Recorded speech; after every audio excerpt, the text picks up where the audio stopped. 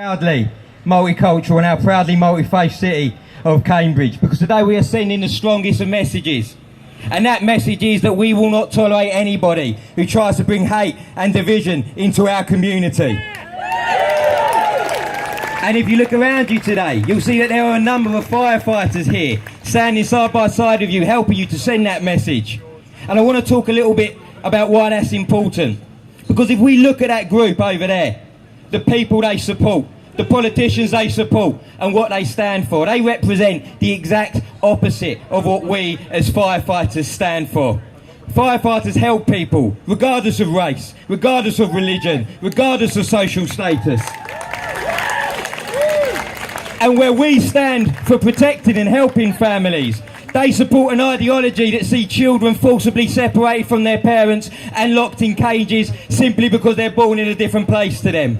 Whilst we are prepared to risk our safety to save some of the most vulnerable in society, they support a politics that would watch refugees, desperate human beings fleeing war and famine, drown off the coast of Europe.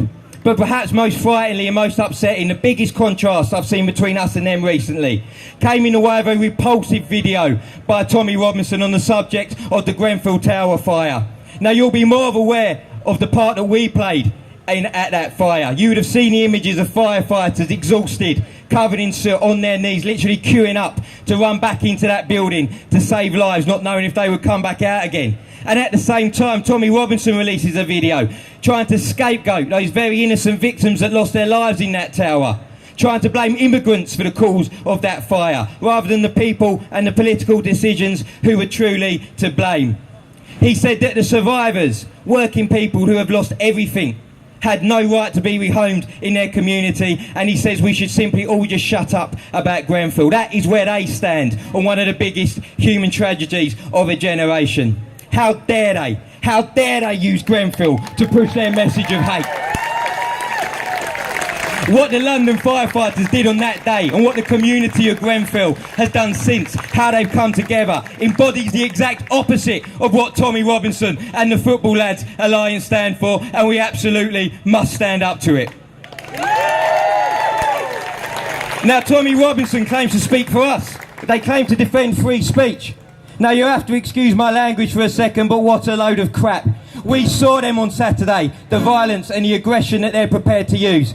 Our comrade here from the RMT still bears the scars from it. But luckily for us, working people have a proud history of refusing to be intimidated by fascists and racists. And that is the proud tradition you are all continuing by coming out today and saying no to hate. They will try and intimidate us. They will try and intimidate working people from standing up and speaking out against their poisonous rhetoric.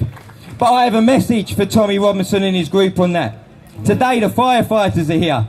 They can try and intimidate, and I would remind them that firefighters do not scare easily.